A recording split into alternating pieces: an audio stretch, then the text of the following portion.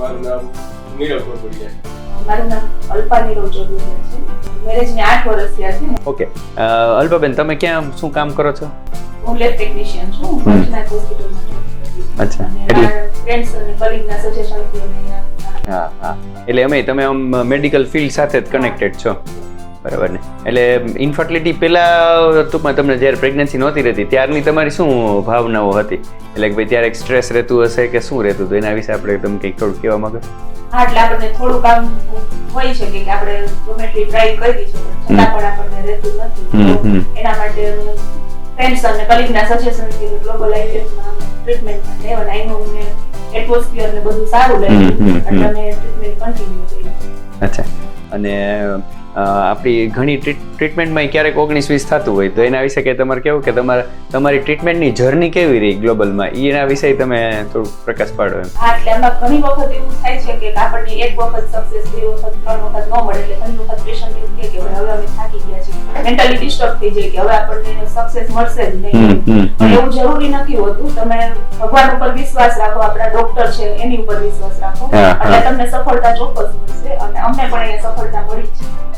જરૂરી નથી કે એક વખત 2 વખત કેવી થાય આપણે નાસીપાસ થઈ જાય. હા હા હા. અને તમારે ડિલિવરીની જર્નીમાં કઈ કેવું છે? ડાયાબિટીસ ને એવું આવ્યું હતું ને આપણે શું? હા, એટલે મારે છે ને ફર્સ્ટ 3 મંથ થયા ને ત્યારે તો પેલા તો થાઇરોઇડ આવ્યું હતું.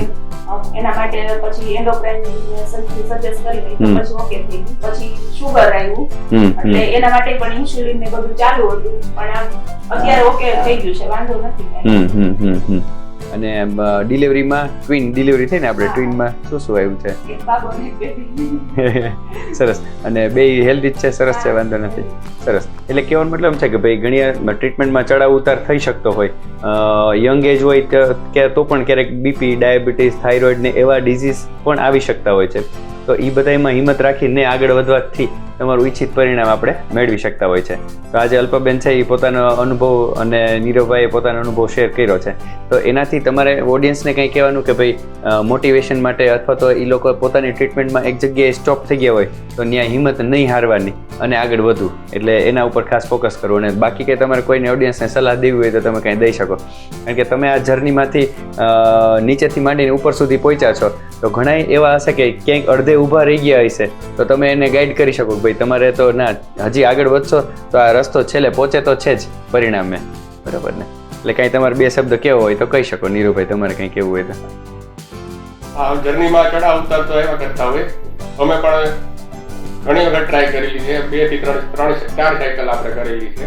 થોડું અંદરથી એવું થાય કે હવે આપણે મૂકી દેવું છે.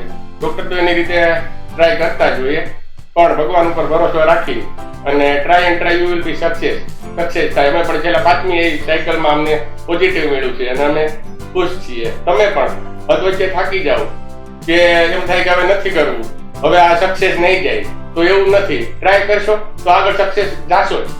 Thank you global IVF.